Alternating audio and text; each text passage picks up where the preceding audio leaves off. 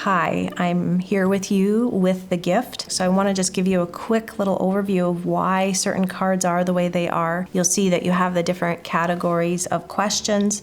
They start off with a little bit simpler, working their way to a little bit more spiritual in nature, but they're all things that are valuable for us to be discussing if we're faith-based people. Every experience, you start off with one of your icebreaker cards, and it's an all play. And if it's an all play, that means everybody at the table can participate. This helps get the conversation up and going. Then once you start to roll the die determines which category you take a question from. I just rolled a 3. I'm going to take from category 3. Now this card is not an all play. So if I get this card, that means I read the title and I read it and then I would answer it. Now, if somebody at the table wants to also answer and contribute to this, they could use an opt-in card one time. The whole idea for this card is to help control the conversation, because many times a group will have what they call the dominator, who feel like they have to answer everything on every question, which then has the people who tend to be less willing to share, allows them to stay off in the background. So the opt-in would be used in that situation. And then there's a lifeline card. So let's say someone would feel slightly uncomfortable for whatever reason. They have one opportunity to use the lifeline card. What I've heard time and time again is people, when they knew that card was there, it made them feel safe. And that's really important. Like these cards, the lifeline card, the pause and pray card, and the technical card really help create the environment for this to be safe and where people feel that they can share who they are. There may come a moment in your time together where somebody shares something that is a little bit on the heavier side, and not all groups have people who are trained to handle various topics.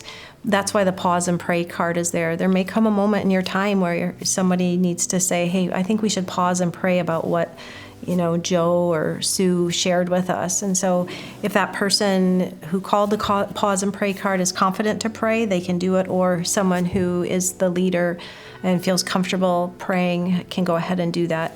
One of the things, knowing about this card up front when we start the experience, that lets somebody who maybe is not used to group prayer mentally starts to prepare them that prayer might happen, which is a really important piece for those people. And I've had people who've decided, oh, I don't need that card. And the moment came where they wanted to pause and pray. And so it's there for a reason, and it'll provide a support for you during your experience.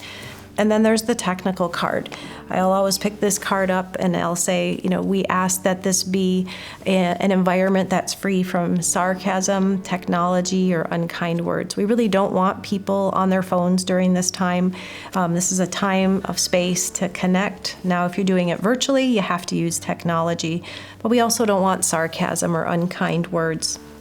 The group can use that card at any time, and I've not had people use the card, but it really gives them an opportunity to voice when maybe sarcasm is happening, or sort of joke if somebody wants to respond to something on their phone, and it just helps keep the environment, everybody on the same page. In front of each player, they get thanks for sharing cards. These cards are designed for when someone sitting next to you across the table shares something that really touches you. You would take your thanks for sharing card, you'd flip it over to the other color side and give that to them and say, thank you for sharing. You're both verbally acknowledging what they shared, and you're also doing a physical gesture. And you'd be surprised how much that impacts people. In the beginning, they're not sure why they even have those cards, but and sometimes it ends up being one of their favorite parts of their experience. And then finally, every person gets a takeaway card and an ink pen. They can jot down things on their card that they want to remember, different scriptures. You'd be surprised, people do want to jot down things during their time together. The very last card that you're going to do together is the gift of impact, and this is like a closure card. It helps put closure to your time together. And that card is going to reference this little card, and it's going to ask them to jot down something they learned, a gift they received, or what they'll think about and do differently. This little piece is a piece of the gift experience that they can take away with them and remember, because we want people to walk away holding on to some of these treasures that they experienced during the gift. So I encourage you, step into it, embrace this process, and watch what happens and how lives are impacted. Take care, and please reach out to me if you have any questions.